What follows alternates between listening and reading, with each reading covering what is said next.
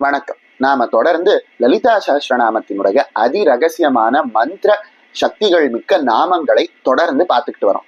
அந்த வகையில இப்போ நாம லலிதா சஹஸ்ரநாமத்தினுடைய 16வது நாமமான முகச்சந்திர கலங்காப மிருகநாபி விசேஷகா அப்படின்னு சொல்லப்படக்கூடிய அற்புதமான திருநாமத்தினுடைய அர்த்தத்தை தான் நாம பார்க்க போறோம். முன்னமே நாம பார்த்தா போல அம்பிகையினுடைய அதி ரகசியமான சக்தி வாய்ந்த மந்திரத்தில் முதல் பகுதியாக இருக்கக்கூடிய ஸ்ரீமத் வாக்பவ கூட்டம் அப்படிங்கிற பகுதியினுடைய ரகசியத்தை சொல்லக்கூடிய அதி அற்புதமான ஒரு நாமமாக இந்த முகச்சந்திர கலங்காப மிருகநாபி விசேஷகா அப்படின்னு சொல்லப்படக்கூடிய நாமம் இருக்கு அப்படின்னு சொன்னா அது மிக இல்லை. இந்த அற்புதமான நாமத்தை யார் யாரெல்லாம் ஜெபிக்கிறார்களோ அவர்கள் அனைவருக்கும் மனதில் இருக்கக்கூடிய கவலை அனைத்தும் நீங்கி சகல விதமான இன்பங்களும் ஏற்பட்டு மன தைரியம், தன்னம்பிக்கை, துணிச்சல் போன்ற நற்குணங்கள், நல்ல எண்ணங்கள் மனதில் ஏற்படும் அப்படின்னு சொல்லப்படுது.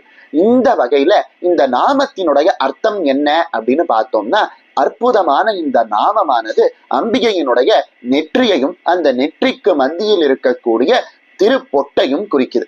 நம்ம இந்து தர்மத்துலதான் நெற்றியில் திலகம் அணியக்கூடிய ஒரு வழக்கம் இருக்கு. இதற்கு காரணம் என்ன அப்படின்னா, இந்த நெற்றி பொட்டுலதான் நம்மளுடைய இடைக்கலை, பிங்கலை, சுஷும்னா அப்படின்னு சொல்லப்படக்கூடிய 3 நாடிகளும் இணையுது. இந்த 3 நாடிகளும் இணையக்கூடிய இடத்துலதான் மனது அப்படின்னு சொல்லப்படக்கூடிய தத்துவத்தினுடைய வெளிப்பாடான ஆக்ஞா சக்கரமானது இருக்கு. இந்த ஆக்ஞா சக்கரத்தை குண்டலினியானது கடந்து விட்டால் அதன் பிறகு ஜீவாத்மாவான குண்டலினி சக்தியும் பரமாத்மாவான சிவபெருமானும் சஹஸ்ராரத்துல இணையக்கூடிய அற்புதமான விஷயம்தான் நடக்கும். அதனால இந்த ஆக்ஞா சக்கரத்தை தூண்ட வேண்டும் அப்படிங்கிற காரணத்துக்காக இந்துக்கள் தன்னுடைய நெற்றியில் பொட்டு வைக்கக்கூடிய வழக்கம், திலகமணியக்கூடிய வழக்கமானது இருக்கு. அந்த வகையில உலகத்துக்கே இந்த விதிமுறைகளை நீ பின்பற்று அப்படின்னு கொடுத்த அம்பிகை அவள் ஏன் அந்த பொட்டு வைக்கக்கூடிய மரபை பின்பற்றணும் அப்படின்னு கேட்டானா, தலைவன் எவ்வழியோ மக்களும் அதே வழி அப்படின்னு சொல்றா போல தலைவன் ஒரு விஷயத்தை பின்பற்றினால்தான் தொண்டர்களும் அந்த விஷயத்தை பின்பற்றுவாங்க. அந்த வகையில நாமும் நம்முடைய நெற்றியில் திலகமணிய வேண்டும் அப்படிங்கிற உயர்ந்த பண்பை காட்டுவதற்காக அம்பிகையானவள் தானும் தன்னுடைய நெற்றியில் அற்புதமாக திலகமணிந்திருக்காளாம். அம்பிகையினுடைய திருநெற்றியில் இருக்கக்கூடிய பொட்டானது எப்படி இருக்கு அப்படின்னு கேட்டானா, அவளினுடைய பூர்ண சந்திரனை போல காட்சி தரக்கூடிய முகத்தில் இருக்கக்கூடிய சின்ன களங்கம் போல இருக்கு அப்படின்னு அழகாக கவித்துவம் மிக்க ஒரு நாமமாக வாக்தேவிகள் நமக்கு வடிச்சு கொடுத்திருக்காங்க.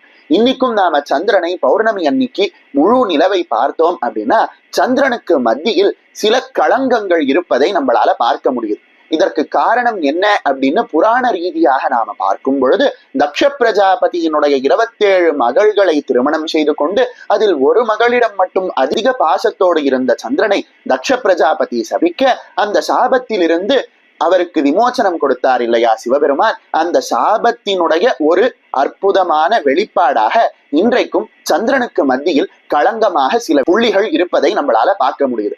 அந்த வகையில அம்பிகையினுடைய பூர்ண சந்திரனை போல விளங்கக்கூடிய முகத்துல அவள் வைத்திருந்த திருப்பொட்டானது சந்திரனில் இருக்கக்கூடிய களங்கம் போல இருக்கா. பௌர்ணமி அன்னைக்கு நாம சந்திரனை பார்க்கும் பொழுது அதுல இருக்கக்கூடிய களங்கங்கள் ஒரு முயலை போல காட்சி கொடுக்கும். அதனாலதான் அந்த சந்திரனுக்கு சசாங்கன் அப்படின்னு பலவிதமான பெயர்கள் இருக்கு, சந்திரனில் இருக்கக்கூடிய களங்கத்தை குறிப்பது போல.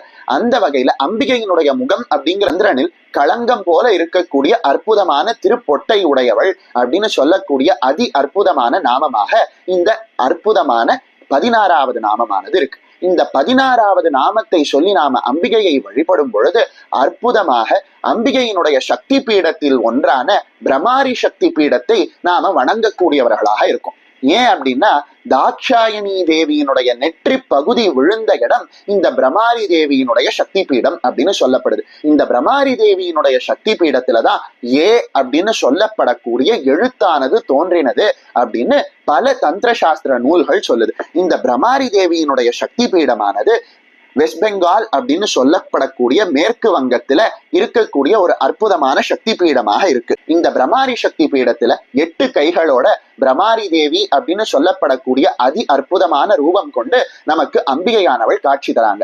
இந்த பிரமாரி தேவியை வணங்கக்கூடியவர்கள் அனைவருக்கும் ஞானமானது அபரிமிதமாக வளர்கிறது அப்படின்னு பலரும் அனுபவத்துல கண்டு சொல்லியிருக்காங்க.